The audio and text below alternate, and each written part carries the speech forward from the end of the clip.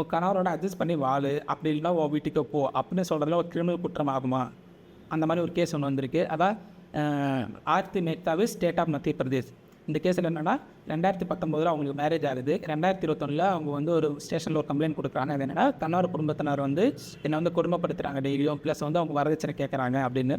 So அதனால் IBC செக்ஷன்லையும் plus வரதட்சணை தற்பாக்டும் மேலே அவங்க அந்த குடும்பத்தினர் மேலே வந்து அவங்க வந்து வழக்கு பதிவு செய்கிறாங்க. இந்த வழக்கு உச்சநீதிமன்றத்துக்கு வரும்போது மாண்புமிகு நீதியரசர் என்ன சொல்கிறாங்கன்னா, நீங்கள் வந்து ஒரு 10ஆம் பொதுவா, அதாவது ஜென்ரலைஸ்டாக நீங்கள் வந்து ஒரு கம்ப்ளைண்ட் கொடுக்கக்கூடாது. அவங்க வந்து உங்களுக்கு குடும்ப பிரச்சனைனா அது எந்த தருணத்தில் எந்த மாதிரி அப்படிங்கிறத நீங்கள் வந்து வழக்கில் மென்ஷன் பண்ணணும்.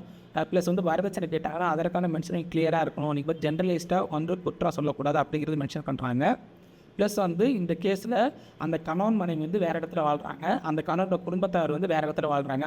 அப்படிங்கும்போது உங்கள் டெய்லியும் குடும்பப்படுத்துகிறாங்கிறது அப்படிங்கிறது இதில் வந்து நம்பத்தகமா இல்லை அப்படிங்கிற மாதிரியும் உச்சநீதிமன்றம் சொல்லுது. இந்த வழக்கு நிலுவையில் இருக்கும்போது அவங்க 2 பேத்துக்கும் டைவர்ஸ் ஆகிடுது. ஸோ இந்த கணவன் குடும்பத்தாரான பழிவாங்கிறதுக்கு வந்து நம்ம இந்த கிரிமினல் சட்டத்தை வந்து நீங்கள் பயன்படுத்தக்கூடாது அப்படிங்கிற மாதிரி இந்த வழக்கில் சுட்டி காட்டி இந்த வழக்கை தள்ளுபடி பண்ணிடுறாங்க.